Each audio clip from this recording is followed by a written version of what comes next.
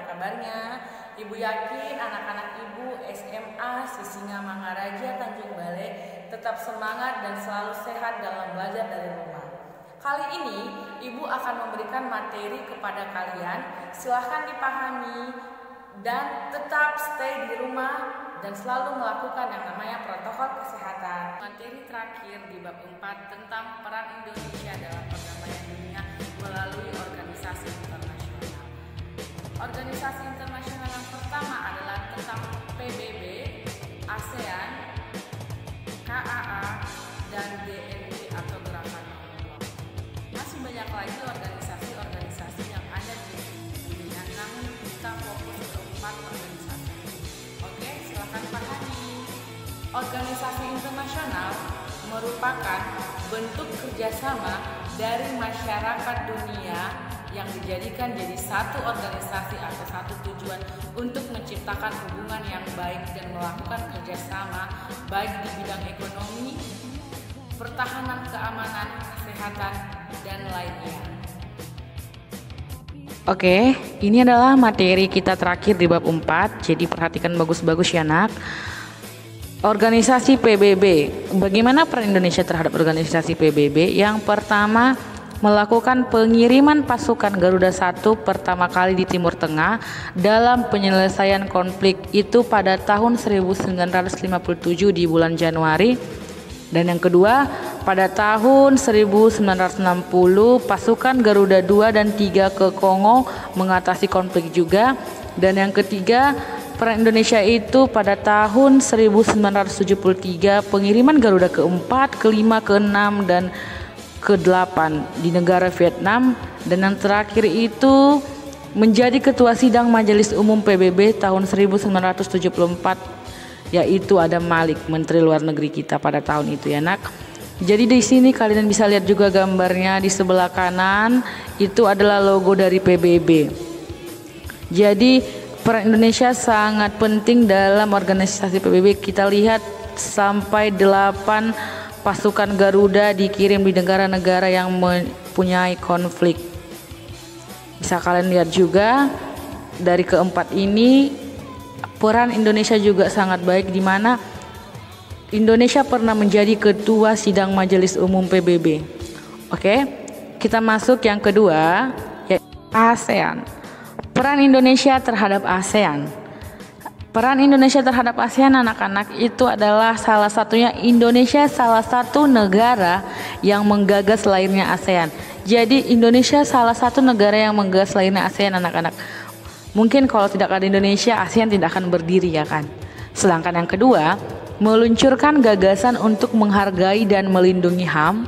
Jadi dari sini kita tahu bahwa Indonesia itu sangat melindungi yang namanya HAM. Karena apa? Peran Indonesia terhadap ASEAN juga meluncurkan gagasan untuk menghargai HAM.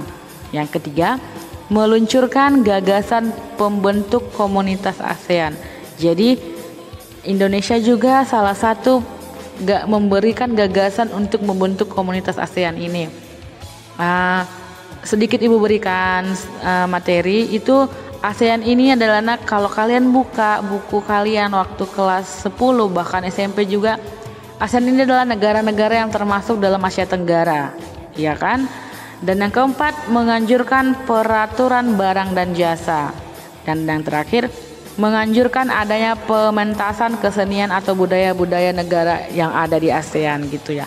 Jadi di sini kita tahu jelas bahwa Indonesia sangat berperan aktif pada ASEAN. Dan yang ketiga itu adalah organisasi KAA atau Konferensi Asia Afrika. Bisa juga kalian lihat logonya ada di sebelah kiri anak-anak.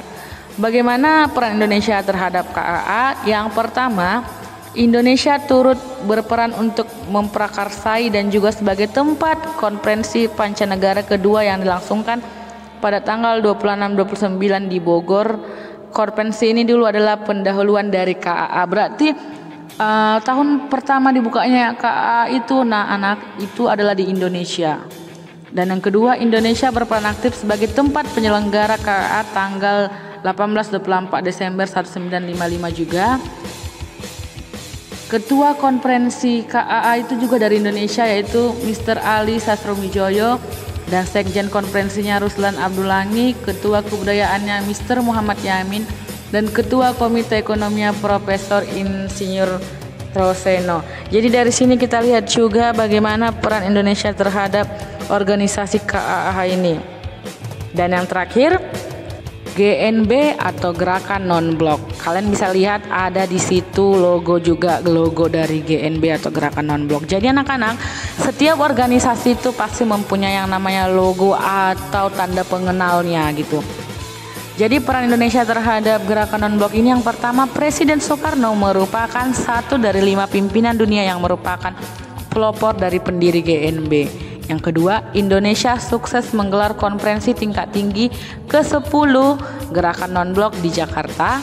Yang ketiga, Indonesia juga berhasil dalam meredakan ketegangan di kawasan bekas Yugoslavia tahun 1991. Dan yang keempat, peran Indonesia itu menjadi tempat konferensi tingkat tinggi ke-10 dari tanggal 1 sampai 6 September 1992 di Jakarta. Jadi Indonesia juga sebagai tuan rumah sama seperti di ASEAN tadi. Dan yang terakhir, melakukan kegiatan ekspor dan impor perdagangan yang dilakukan Indonesia dengan berbagai negara GNB. Jadi dari sini juga kita masuk ke hubungan internasional. Jadi salah satunya tujuannya ada organisasi ini bisa menjalin kerjasama seperti yang Ibu bilang tadi. Anggota-anggota negara GNB itu anak-anak dari Indonesia Insinyur Soekarno, dari India Pandit Jawaharlal, dari Mesir Gamal Abdul Nasser, sedangkan dari Ghana Kawafe Nkrumah, dan dari Yugoslavia Joseph Brozo Tito. Jadi ini adalah pimpinan yang menggagas berdirinya GNB, 5 pimpinannya. Jadi dari sini kita lihat juga berarti Indonesia mempunyai peran yang sangat penting bagi organisasi GNB anak-anak. Jadi kita berbanggalah untuk negara kita Indonesia, karena apa? Dari sekian banyak negara-negara Asia Afrika, Indonesia salah satu pimpinan yang terhebat, yang dimana Insinyur Soekarno salah satu penggagas berdirinya negara atau berdirinya organisasi Gerakan Non-Blok. Oke anak-anak, sekian materi yang Ibu berikan, terima kasih. Semoga materi ini bisa kalian pahami dan kalian mengetahui betul bagaimana fungsi dari organisasi internasional.